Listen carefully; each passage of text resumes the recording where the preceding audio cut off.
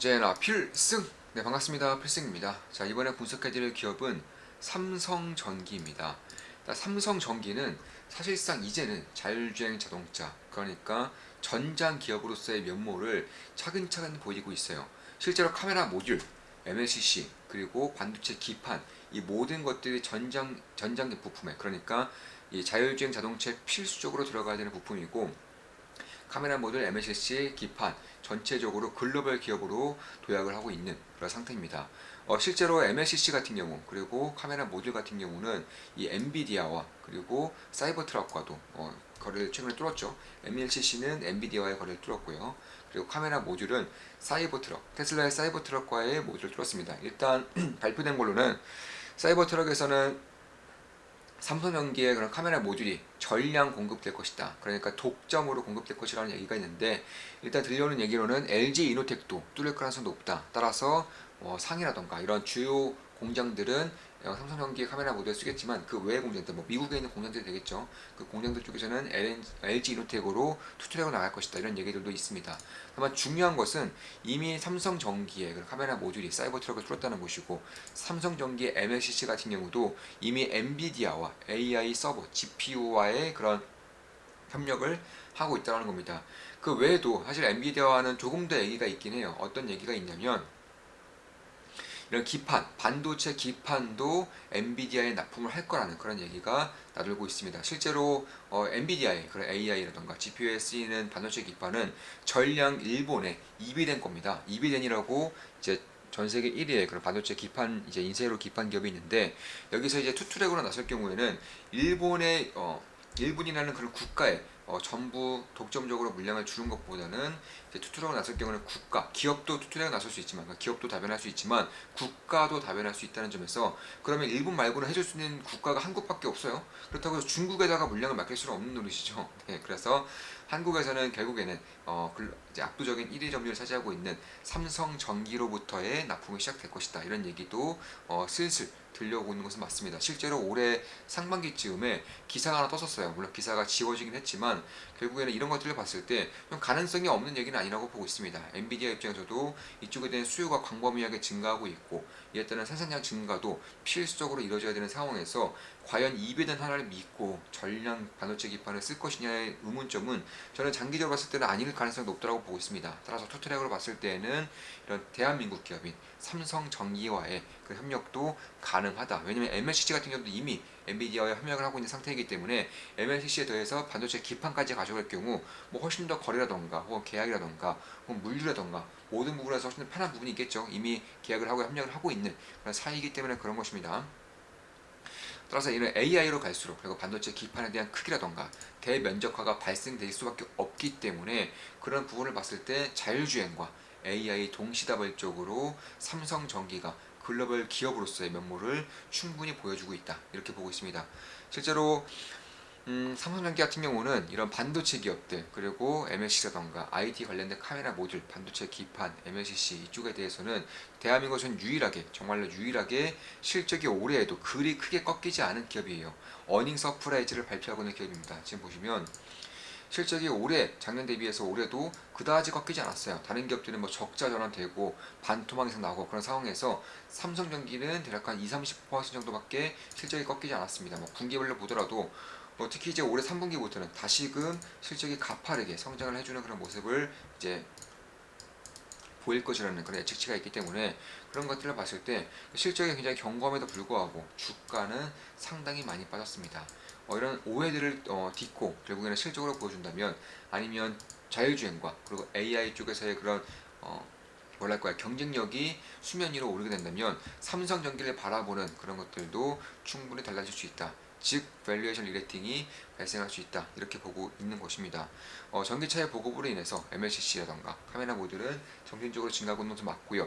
특히 이제 정확히 올해부터 레벨 2 레벨 2에 대한 비중이 굉장히 많이 증가하고 있어요. 그러니까 레벨 2라는 것은, 레벨 1은 우리가 흔히 알고 있는 그 자동차예요. 인간이 100% 수동 조작을 해야 되는 자동차이고, 레벨 2는 ADAS 이 정도를 쓸 수 있는, 그러니까 고속도로라던가 이런 뻥 뚫린 길 같은 경우에는 인간이 굳이 이제 손을 대지 않더라도 자기들이 알아서 운전을 할 수 있는 수준이다.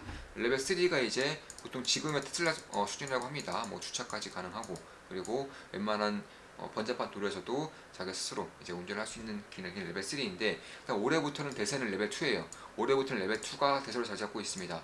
참고로 카메라 모듈 같은 경우는 레벨 1에서는 카메라 모듈이 없어요. 네, 카메라가 들어가지 않습니다. 그런데 레벨 2 같은 경우는 카메라 모듈이 무려 5개가 들어가. 5개.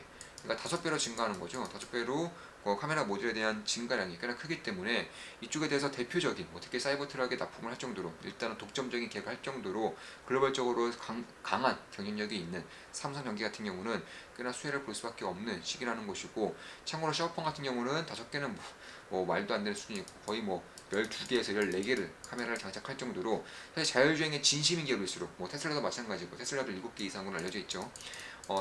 자율주행의 진심인 기업들일수록 카메라에 대한, 카메라 모듈에 대한 그런 수요량이 꽤나 많다는 점을 봤을 때, 그리고 이쪽에 대해서도 이제 조금씩 주목할 필요는 있다. 특히 이제 AI 혹은 빠른 반도체로 갈 수밖에 없는, 굉장히 고효율 반도체로 갈 수밖에 없는 자율주행 AI 서버라던가 AI 기술, 이쪽에 대해서는 결국 기판이 대면적화가 될 수밖에 없다라는 거예요. 실제로 이런 인텔의 DDR5의 CPU죠. 이런 인텔 사파이어 래피드 같은 경우도 이런 전기적이라던가 혹은 속도, 기계적인 요구를 이제 충족시키기 위해 훨씬 더 큰 패키지, 그러니까 훨씬 더 큰 기판을 수요를 하고 있다라고 밝혀지고 있습니다. 이에 따라서 핀수, 그러니까 소켓도 대표적인 수혜주로 꼽히고 있죠. 주가가 너무 많이 올라서 문제이긴 하지만요. 소켓과 그리고 기판도 크기가 커집니다. 소켓은 양이 많아지는 것이고, 기판의 크기가 커짐으로써 이쪽에 대한 수혜 정도가 결코 작지 않다는 것이고, 대한민국 1위 기업인 삼성전기가 꽤나 수혜를 볼 수 있는 그런 시기가 다가오고 있다. 이미 수혜를 볼 준비가 만들어지고 있다. 이렇게 보고 있는 것입니다. 그 외에도 이제 삼성전기의 이제 매출 중에 차지하고 있는 비중이 꽤나 큰 것이 모바일이에요. 모바일.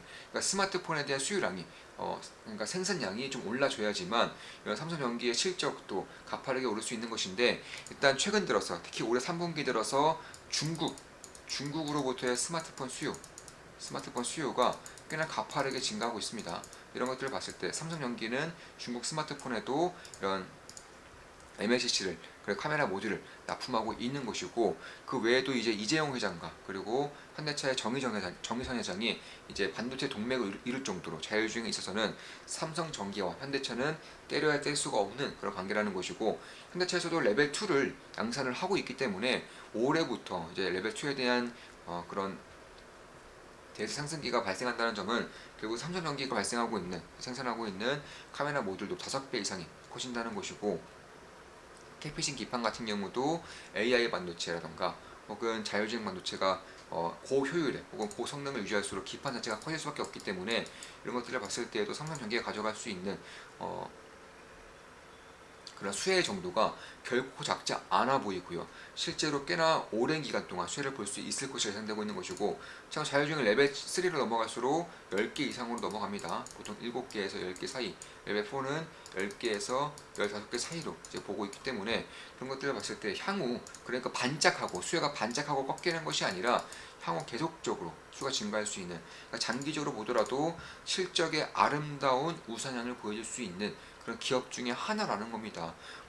기판이라던가 MLCC, 카메라 모듈까지 모든 게 좋아지는 그런 기업이라서 그런 것이고, 실제로 삼성전자의 그 내부자, 삼성전기의 내부자 매수가 이제 꾸준히 이루어지는 것도 맞고요. 그리고 얼마 전에 세계 최고 용량의 자동차용 MLCC도 개발을 하면서, 사실 일본 업체들이 점유하고 있었던 글로벌 전장용, 그러니까 자동차용 MLCC 점유율을 삼성전기가 꽤나 빠르게 뺏어왔습니다. 얼마나 빠르게 뺏어왔냐? 5년 만에 점유율이 4%에서 13%로 급증했습니다. 이에 따라서 일본 기업들의 점유율이 꽤나 가파르게 하락을 하고 있고요. 실제로 무라타 같은 경우도 압도적인 1위 기업인 것은 맞지만 44%에서 40%까지 이제 전장용 MLCC 비율이 떨어졌고요. 그리고 대만의 이제 TDK 같은 경우도 20%에서 16%, 그리고 3등이 원래는 탑5 정도, 아니 5등 정도 되는 삼성전기가 이제는 5등도 안 되었던 삼성전기가 이제는 탑3 기업이 들었어요. 근데 3등이